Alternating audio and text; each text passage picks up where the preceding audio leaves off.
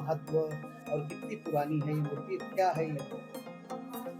मैं इस मंदिर का महंत हूँ।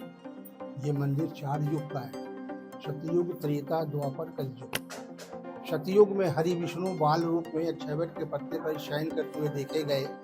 ब्रह्मा जी ने सृष्टि की रचना किया, ऐसा मार्कंडेय जी ने मार्कंडेय पुराण में लिखा है। त्रेता में भगवान राम आए जब उनको वनवास हुआ तो 3 दिन अक्षयवट के मूल जल में विश्राम किया, पूजन पाठ किया, यहाँ से चित्रकूट गए। वन पूरा होने के बाद दोबारा आए और अपने पिता राजा दशरथ जी का पहला पिंडदान प्रयाग में, दूसरा काशी, तीसरा गया। तब से लोग पिंडदान करने लगे। द्वापर में कृष्ण है, 5 पांडव आए अज्ञातवास में, गौतम बुद्ध को ज्ञान मिला अक्षयवट के नीचे। कलयुग में हम आप दर्शन करते हैं, कल की अवतार अभी होना है। ये मंदिर जो है 644 में चीनी यात्री हुएनसांग आया था राजा हर्षवर्धन के समय। उन्होंने इस मंदिर को प्रमाणित किया है। उन्होंने लिखा है कि मंदिर एक ऊंचे टीले पे है, देवांगन है, अक्षयवट का वृक्ष है, कामकूप कुआं है। उस समय लोग अक्षयवट से कूद कर जान देते थे। किसी ने ये कहा कि यदि आप अक्षयवट से कूदेंगे तो आपको मुक्ति और मोक्ष मिल जाएगा। तो कूदने वालों की संख्या ज्यादा हो गई। चीनी यात्री ने नर कंकाल का ढेर देखा तो वो ये सब देख के विचलित हो गया। बाद में उन्होंने ये कहा कि आने वाले समय में कोई ऐसा राजा महाराजा आवे, कोई भी आवे, इस प्रथा को रोक लगे। तो बाद में अकबर बादशाह जब आए, उनके समय भी लोग कूद कर जान देते थे। तो उन्होंने सर्वप्रथम कुएं को बंद करा दिया, जिसको सरस्वती कूप कहते हैं, उसको अकबर ने बंद करा दिया। तो लोग देव आंगन में कूदने लगे। देव आंगन में कूदने लगे तो भी वही प्रथा चल रही थी। उन्होंने आंगन के ऊपर छत बनवा दिया कि जिसमें अगर कोई कूदता है तो किसी की जान न जाए। मुगलों ने अक्षयवट को कई बार कटाया, बड़ा सा तावा रख दिया, लेकिन ये अमर होने के नाते इसी स्थान पे निकलता रहा। तो ये है 4 युग की कहानी इसका।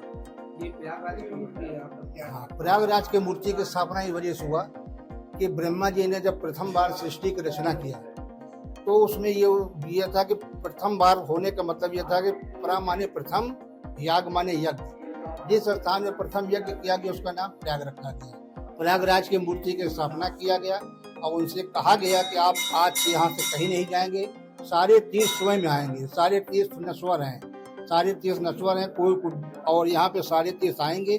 इसी में तुलसीदास ने एक दोहा लिखा, माघ मकर जब रवि गति हुई, तीरथ पते आवे सब कोई, देव धनुष किन्नर नर श्रेणी, सादर मझई सकल त्रिवेणी। तो किसी न किसी रूप में देव धनुष दानव सब यहाँ पे आते हैं, दर्शन करते हैं, क्योंकि यहाँ 33 कोटि देव आंगन माने यहाँ 33 कोटि देवी देवता का वास हो। यहाँ आते हैं, पूजा करते हैं, आशीर्वाद प्राप्त करते हैं।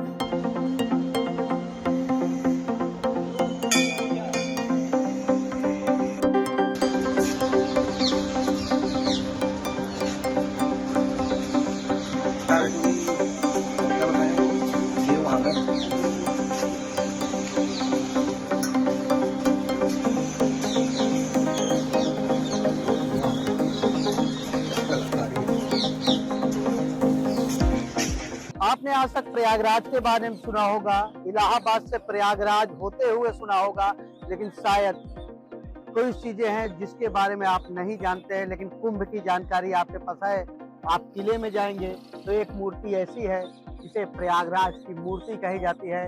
ये प्रयागराज की मतलब आप पहचान एक कह सकते हैं। आप मूलतः या रहने वालों का नाम जानेंगे, पहचान जानेंगे, लेकिन प्रयागराज के बारे में जानेंगे, लेकिन प्रयागराज की मूर्ति के बारे में नहीं जानते होंगे।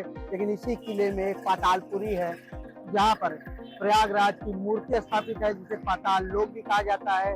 और सबसे बड़ी बात, इस चीज का जिक्र चीनी जो यात्री थे वो उसने इस बात का जिक्र किया है।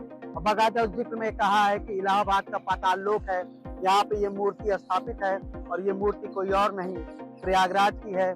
यानी सीधे तौर पे आप कह सकते हैं कि प्रयागराज के बारे में जानते हैं, प्रयागराज के वजूद के बारे में जानते हैं, इलाहाबाद से प्रयागराज हुआ इसके बारे में जानते हैं, लेकिन प्रयागराज की मूर्ति के बारे में नहीं जानते।